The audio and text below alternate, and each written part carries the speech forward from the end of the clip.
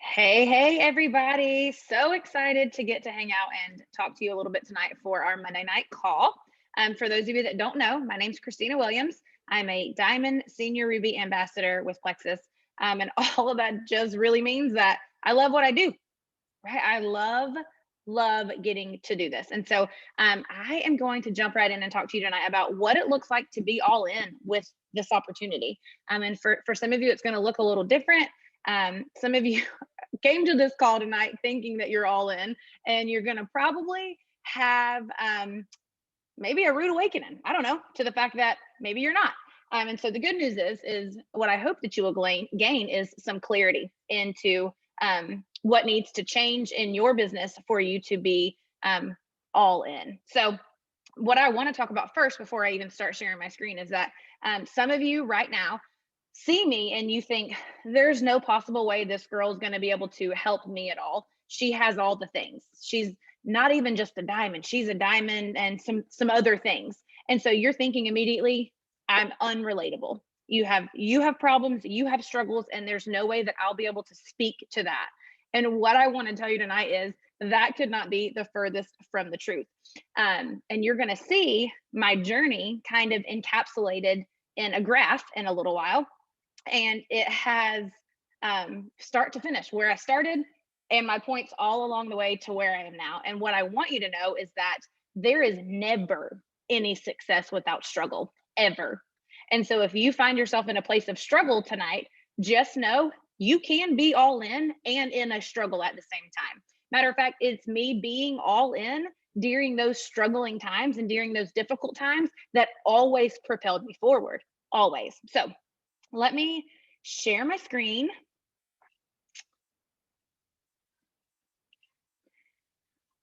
And you guys, I just got a MacBook this year. Okay, I'm not really that cool. So if I mess this thing up, you'll understand. Okay, so this is me, how to know if you're all in and how to get there. And then the very first thing I want you to see is this chart. We're all going to sit here for a second and just stare at it. Okay, it's a lot of numbers and letters, but what you see are my points from the very month that I started all the way down or all the way up to where I am now. So you can see I started with no points, very little. It was not a quick starter. It took me quite a while to get up and running. And what I hope that you'll see is that, oh man, okay, is that there were many months where my points would go up and go back, go up and go back. And we have the points in increments of 2000 here. There was no way to get everything that we wanted on this chart and keep the numbers small. But just know some of those dips were hundreds of points. I would get myself to Ruby and I would fall back to senior gold. I would get myself to senior Ruby and I'd fall back to between senior gold and Ruby. So there was a lot of that for me in my journey. And there were a lot of things that I could have chosen to think about that part of it. But here's what I wanted to show you first, because you'll notice that from February to, I don't know, about March of 2019, I never hit the 1,000-point range. So for 3.5 years, I was grinding it out. And there was a couple of things that kept me grinding, but some of you have found yourself on this journey and you're telling yourself, I'm 6 months in, I'm 9 months in, I'm 2 years in, I should be further along by now. And I'm going to challenge that thought tonight. And I'm going to tell you, you're exactly where you deserve to be right this second. I'm going to tell you why. I'm not trying to be harsh, but you're exactly where you deserve to be, because there's something missing. There's some gap in either your skill set or your mindset or both that's preventing you from moving forward. You don't have to like that truth. You just have to know that truth. Okay. And so for me, what was missing was my willingness to put others' goals and needs and their best benefits and success above myself. I'm a type 3 achiever. Okay. And so for a long time, I just thought I could just work myself to death and build it all alone. I was not others focused. I was not, I don't know if I wasn't aware. I was unwilling to learn how to connect with others. I was unwilling to learn how to lead others because the growth felt very counterproductive to me. Slowing down to learn something read a book, watch a training call, like those things did not feel urgent to me. They felt very counterproductive. I'm a workhorse. And so when you're telling me to stop and read a book, I'm thinking of all the things that I could be doing instead. And so I wasn't being others focused. I wasn't recognizing that in order for me to be successful, I had to be willing and focused, and more concerned with helping other people win than I was my own personal gain. Another thing that I had to learn, and then we'll jump into the meat of my call, is I had to learn how to cast vision. I had to learn how to take my hope and my belief, because I clearly had it. It was propelling me to continue to work as hard as I was working for years. So I had to learn how to take that belief and that hope and cast it to other people. It was a skill set that I had to learn to go with a mindset that I had to adopt. Brittany used to tell me all the time, Christina, it's not in what you need to do, it is in who you need to become. And I would be like, what does that mean? What do I need to become? She's like, you need to become a person who values growth. So here you see my journey. It was not always glamorous. Matter of fact, it was more times than not. You guys can see 25 out of 60 months, I was down in points. Now, listen, if we were to take this last year and a half, the last 15 months where the compound effect of consistency caught up, that number would really say 25 out of 40 months, I was down in points. Meaning every step forward, I had a step back. Every step forward, I had a step back. And sometimes you guys are seeing a point drop and you're thinking, well, that's it, didn't work. And not really accepting the fact it's normal. It is normal that there will be ebbs and flows in business. So there's that. There's my journey to diamond, and beyond. So let's move on. Okay. I know this is a lot to read, but I want to hone in on it for a second, because this was a lot of my business. It says, the fact of business is that you will at some point experience the valley of despair. There is no avoiding it. Getting coaching from your upline, from training, whatever, is what will have the journey be shorter and much less painful. The valley is when your current reality feels like it is far below your expectations and the results don't match the amount of effort you're putting in. There were many, many months where I felt like my results were not matching the effort that I was putting in. They weren't, I mean, I was working really hard and I did not see the results that I thought were due to me. It says the first thing you need to understand is nothing has gone wrong. This is normal. Welcome to business, and it happens to the best of us. So right now, if you want to be someone who's all in, go ahead and accept that sentence. The first thing you need to understand is that nothing is wrong. This is normal. There have to be ebbs and flows in the business to allow you time to reflect and analyze what's missing in your systems, in your processes, and in yourself that will allow you to move forward. Going through the valley of despair is like getting initiated into the club. The valley is where your leadership will be defined. Guys, if you ask people about who I am, they will tell you that girl's got grit. She's really determined. Man, she's consistent. You know why they say those things? Because it was in the valleys that I showed up as that girl. They didn't wait for me to get to diamond and say, man, she's got grit. You don't get grit from that. You get grit from the valley. So when I would show up month after month, pumping out training videos, hosting events with it, sometimes no one would come to, when I was just continuing to show up as a business owner, that's where people recognize that girl's got grit. It's easy to be a shiny and optimistic leader when your organization is in massive momentum, right? Everyone's ranking up. It's easy to feel good and lead in that season, but the real test of leadership is in the valley. This is when you learn to step into who you are as a leader. Guys, back patting and hugging is not what it takes to help people take massive action or responsibility for their business. So the bad news is if you came here looking for some back patting and some hugging, not what you're going to get. But I will coach you through your limiting thoughts and help you to see that vision is what you need most. Talking at people will do nothing but exhaust you and them. This is when you learn to help people. So that's what we're here for tonight. We're here for some vision, here to figure out why would we be all in? Okay. So here's some things that led to me being able to say I'm all in. I made a decision. Guys, I don't know, and this might be in my slide, I can't remember, but the word decide means to cut off, to like alleviate, eliminate, get rid of any other option than what you decided. So for me, I decided to be the hardest worker, whatever that meant. It's just, I was going to work harder than I expected my team. I wasn't going to ask or expect them to do things I wasn't willing to do. And I was willing to be the most consistent and the most disciplined person when it came to treating this like a business. And I have a lot of things to say about that, and I will in a few minutes. But so how was I able to do that? Right? It was hope. It was belief. Here's the thing: dare to dream, but please also do. For dreamers are many, but doers are few. Guys, I was all about having a big vision and a big dream and a big why, but I was willing to wake up every day, regardless of how I felt about it, to be a doer.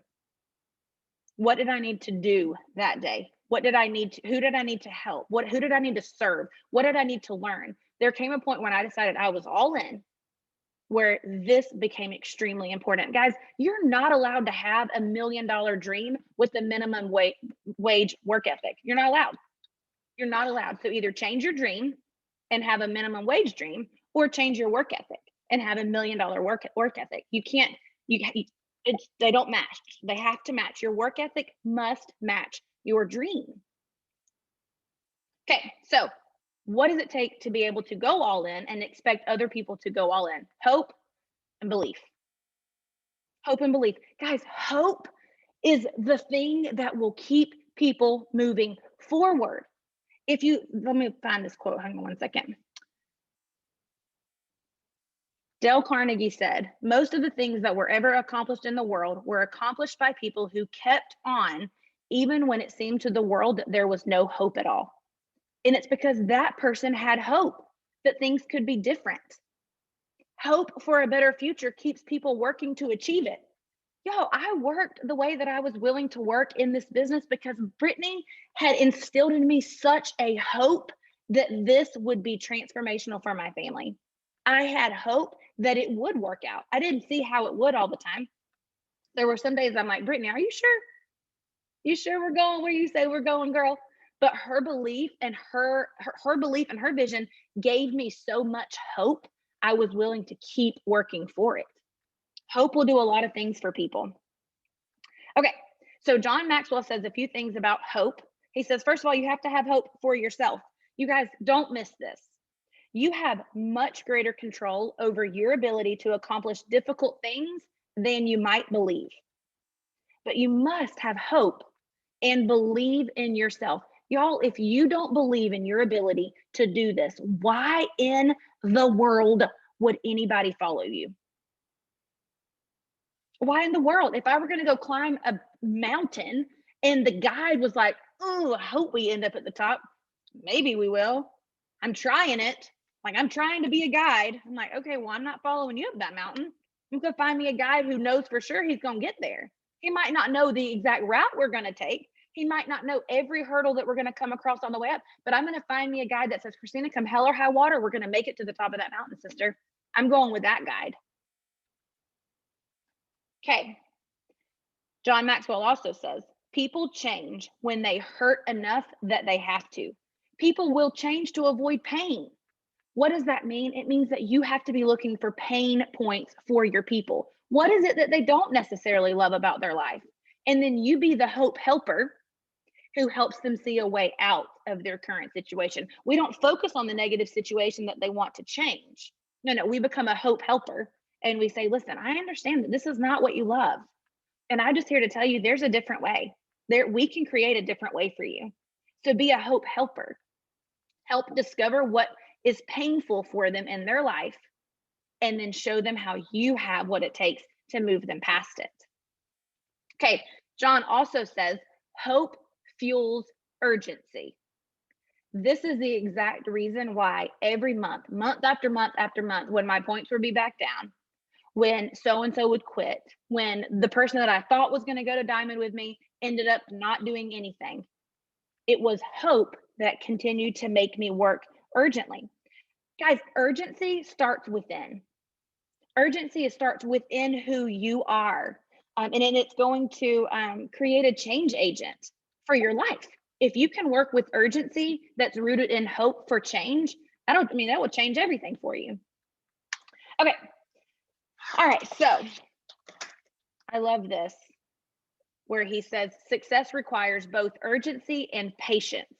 Be urgent about making the effort and patient about seeing the results. This is not a wait and pray for it business, guys. If you're going to ask God to move mountains, be prepared to wake your tail up next to the shovel every single day. So success requires urgency and patience, but the patience comes from waiting for the results. You've heard our story about the compound effect of consistency, and you saw it on that graph. There were years of us working urgently before we ever saw the compound effect of consistency. But guys, I'm telling you, looking back at that journey, it has been 100% worth it. I would go through that first 4 years a million times to get where we are now. And the only difference between our story and yours will perhaps be the decision to be all in. Okay. So if you want to be all in, here's what it looks like to be a social selling entrepreneur, someone who is actually doing this and not someone who is just trying this. Okay. Now, when it says right here, we try to sell to anyone, that when I think of somebody who's like that, they're plastering salesy graphics everywhere. They're just trying to go for the next quick sale. They're not setting realistic expectations. They're not asking for a 90 to 100 day commitment. They're just kind of throwing plexus at everyone as quickly as they can. They're not taking care of their people. Right? They're getting them to order 1 month of plexus, and then the next thing you know, they hadn't heard from their sponsor again. They're not being focused on who it is they want to attract. They're not really treating this like a business. It would be kind of like going and deciding to start a Chick-fil-A, but then not being super particular about what food you order. And next thing you know, you're selling Big Macs and Popeyes chicken sandwiches and grits. Like, you just kind of throwing things at people. Somebody who's all in, somebody who's treating this like a business, they know who they're talking to. I know exactly who I'm looking for. Now, hear me. I believe everybody needs our products. Okay. I share Plexus products in a genuine way with everybody. But when I'm looking at treating this like a business and understanding that linking arms with other women is going to be what leads me to be successful, I know who I'm looking for. I know that I'm not everybody's cup of tea. So I'm looking for people who I am their cup of tea. Okay. Somebody who's going to be all in here, you're working on your strong personal brand. What do you represent? And can someone tell that about you simply by going to your Facebook, simply by going to your Instagram? Okay, am I creating content that adds value to people? Am I trying to serve my audience? I know who I'm talking to, so am I serving them? And then am I adding value and providing solutions? Guys, if you can solve problems for people, you will be their best friend. Find their pain points, find their problems, and then provide solutions for them. Sometimes that looks like you having to put your own personal goal to the side and really dig in and invest in the people that you are attracting and that you're recruiting, because you recognize that success in this business is far beyond yourself, but it is about those that you're linking arms with. Okay, how can you tell if you're all in? Here you go. You have to have a why that drives you. Okay, this isn't a training call on a why, but I really believe that if you've not taken the time to really think to yourself, okay, if my calendar were empty and my bank account were full, what would my life look like? It's a great question for you guys to analyze. If my calendar were empty and my bank account were full, what would my life look like?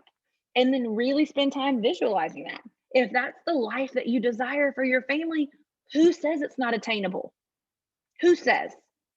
And then decide, that's my why. This is what I'm going for. I'm going for the life of my dreams.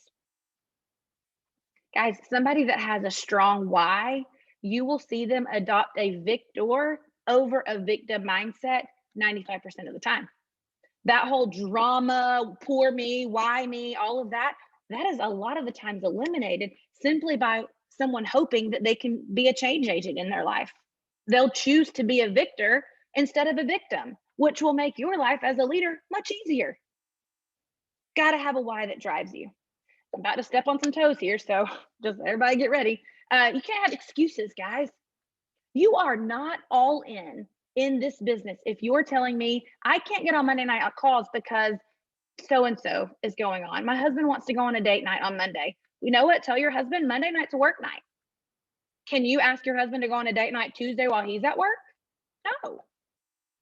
You don't get to have excuses. If you wouldn't call out of a real job to do this, then don't call out of your responsibilities here.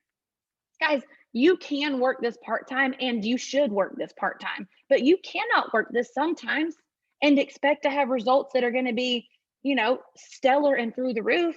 This requires consistent activity. And this goes back to not expecting of your team what you're not willing to do yourself. And there are some non-negotiables in this business if you want to be all in. Monday night calls, book clubs, okay, product events. Start setting yourself up as a leader. What are you doing that lets people know she's serious about this opportunity? She might not be where she wants to be yet, but man, I see her taking all these actions and I can follow her. I could trust that. Guys, if you would start posturing and positioning yourself as an entrepreneur and as a business owner, people would recognize that.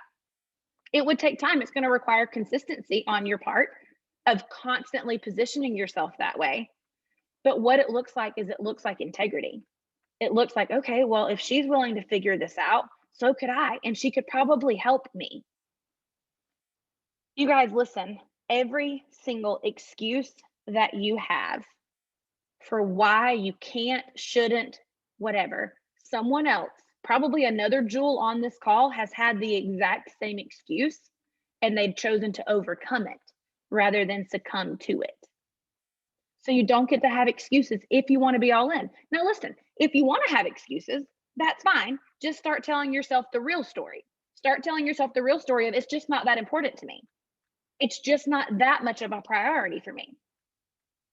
So I'm not telling you that you're not, you can have excuses. Just tell yourself the truth. Okay. All right. So what else does it look like to know that you're all in? It looks like making learning and growing a priority. It looks like when things get hard, you get growing. You don't get grumbling, you get growing. You look back and you say, okay, what ownership do I have in this situation? Do I have ownership in this? And if so, what needs to change moving forward that maybe looked differently to begin with? Whether that's you needing to learn how to cold market recruit, whether that's you needing to learn how to expand your network, whether that's you needing to learn how to brand yourself, whether that's you needing to choose to become a student of this profession. Maybe you need to learn how to cast vision. It was about this time last year that we realized our team was a recruiting team. We were recruiting and recruiting, but there was a gap, and it was a vision casting gap. And so you know what we did as leaders? Brittany started having vision casting calls and events. And you know what the rest of us did? We copied her. We duplicated that. Like, okay, she's having a vision casting event. I'm going to do it too. Now we have a standing once a month vision casting call so that people who are recruiting that aren't yet solid in casting vision have somewhere to plug their people in. So you make learning and growing a priority. You stop grumbling and you start growing. Everything is figure outable in this business. There's nothing that is not figure outable. So if you're all in, it looks like no blame game. No, well, if only she were my upline, or if only she were my downline, or if only this product did that, or that product did this, or if only I had more time, if only I had a job outside of the home where I could have some quiet lunch breaks, or if only I were a stay-at-home mom. No, it looks like taking ownership for your life, just like it is, and then figuring out what you need to prioritize so that you can be successful at this. It's not more time that you need to be all in. It is not. You guys, you know how I know? I taught full time, was in grad school, had a nursing newborn and 2 older kids for the first several years of my business. It's not more time that you need, sister.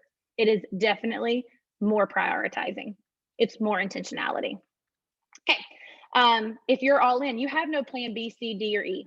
People, so I quit my job, okay, 2 years ago, as a non-maintaining senior Ruby. Now, I was a school teacher, had gone to grad school twice, thought I would always be an educator, and just decided that I was going to leave the classroom.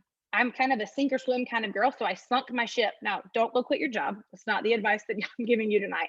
I'm just telling you, in my brain, it was a crutch for me. Having a plan B, a plan C, a plan D, it was a crutch for me. And so I've seen people say, well, I'm going to try this for 6 months.